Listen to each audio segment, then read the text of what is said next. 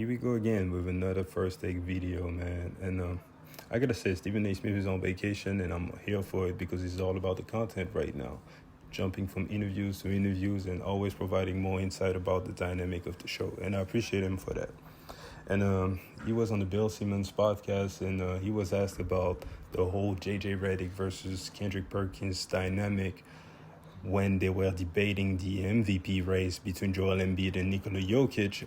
And infamously, Kendrick Perkins just went straight out there and started to say that the only reason Nikola Jokic kept on winning MVPs is because the voters were racist against black people, and that it would always favor the whites. Which is, at the time, I just thought it was some bullshit. I just thought it was a bad take, but I didn't make too much of it. But what was actually very interesting is that if you remember, Nikola Jokic was leading the MVP ladder, and literally a week after, I think it was down to number 3, and then he climbed back to number 2, and he stayed in that number 2 race. And it pretty much nothing changed about Nikola Jokic. They just had that bad stretch, I believe, in the last month of the year when they lost like 4 straight. But other than that, they remained number 1, and his production was still amazing, you know. So me, I was always a Joel Embiid guy when he came to the MVP this season. But, you know, it was because Philly, for the most part of the season, had a better record. And I believe that when it came to impacting the game of both sides, Joel Embiid was better than Nikola Jokic in the regular season. Obviously, it didn't prove to be right in the postseason, but the postseason has nothing to do with the regular season. But I never felt like Nikola Jokic or Joel Embiid did anything that should have changed the balance of power. Meaning that if you had Nikola Jokic number 1 before those comments, he should have stayed number 1 in my opinion. And the same can be said about Joel Embiid. If you had Joel Embiid before that infamous comment number 1, there was no reason for him to lose the MVP. That was my whole thing. But Stephen A. Smith, you know, he was asked about the dynamic of the argument, and he said that it went pretty much too far. So check out what he had to say, then we're going to react to it. That's a great question. First of all, it can't go too far. Secondly, in that particular show, it did go too far. I thought both of them were wrong to a degree in terms of how far it went. Because on one hand, I thought, see, you got to remember, Perkins had said what he said days earlier. Yep. JJ wasn't on the show. And so what happens is, me being now the executive producer of the show, not just the main talent on the show, I saw that days earlier.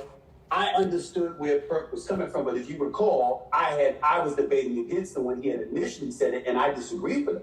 I said that has nothing to do with it. That's not true. But I didn't know the amount of white voters compared to black voters or whatever. I just said that has nothing to do with it. Jokic can ball. This is what he brings to the table. I never heard anybody saying that he's stat chasing or anything like that. Never. I cover the league. I've never heard that, Perk, right? But I also have to take this into consideration. If Bill Simmons were to come on First Take, no one comes on First Take without coming through me. I'm the person that everybody comes to. Now, Pete McConville and Tom DeCordia now there. James Dunn is a producer as well. They do an exceptional job. Dave Roberts oversees it. Obviously, I answer to him. We all answer to him. But they all defer to me.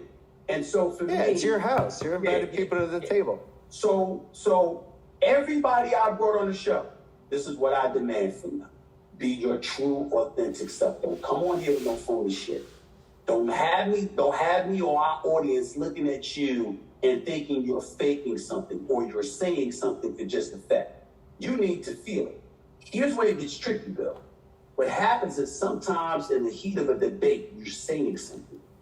And then you catch yourself, you're like, oh shit, what did I just say? I really didn't mean to go there, right? Yeah. And so I stopped it by saying, Perk, there's no truth to that. This is not what's said about Jokic. He's not stat chasing. People ain't looking at him except, yeah, sure, you got voters that have their preferences, white, black, and otherwise, and it may not have anything to do with race. It might have something to do with something else. But everybody's got their preferences to some degree. We understand that. But I think you're walking down the wrong road here, and I left it at that. What I didn't know was the fury, that at least it appeared to be fury to me, that J.J. Redick was feeling over the subject. And so when he came on one hand, I understood how or why he felt the way he felt, rather, because of what Perkins said. On the other hand, I was saying, JJ, this is your colleague, on the show. And if you feel that way, did you have to come at him like that? Because it did get uncomfortable. Now, we argued about a point because Skip Bayless and I used to argue, or Max and I used to argue, or anybody that you see on the show would argue. We're arguing over the subject matter that we're talking about, and that's that. What's up, man? See you later. Good job. You'll see me the minute we go to commercial break. Way to go, bro. No problem, no matter how heated it got, because it was on the subject. JJ and Kendrick made it appear like it was about them. And that's when I knew it was bad, and I stepped in. I said, all right, guys, all right, cool out. One point after another, make your point. Let's move on. But it wasn't comfortable. You're right about that. And it hasn't happened again because we spoke to both of them about it.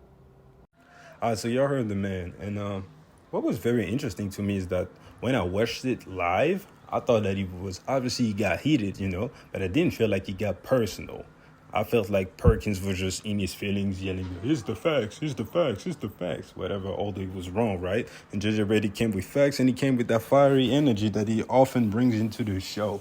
And I've heard Kendrick Perkins and JJ Redick go at it and trade real blows about personal blows. Kendrick Perkins calling out JJ Redick for his bad defense, JJ Redick calling out Perk for his bad offense. I've heard that, but this didn't really happen in that segment. They were just, yelling. And also, it's kind of hypocritical on Stephen A. Smith's part to say that, you can't come out at your colleague like that when you remember the way he would speak to Max Kellerman like it was a kid sometimes on TV. That was a little bit hypocritical. But that was very interesting that JJ actually took it personal, like personal. Out of all of the stuff that could happen on ESPN sometimes, he actually took personal. You could see that Kendrick Perkins was, he was hurt, but it was like more of a pride thing. Like, just like Stephen A. Smith, like he got stuck, he said something, he was out there now, and he kind of didn't have a choice but to stand on it. And once he realized, I feel like during the argument, he was realizing, oh, maybe I fucked up.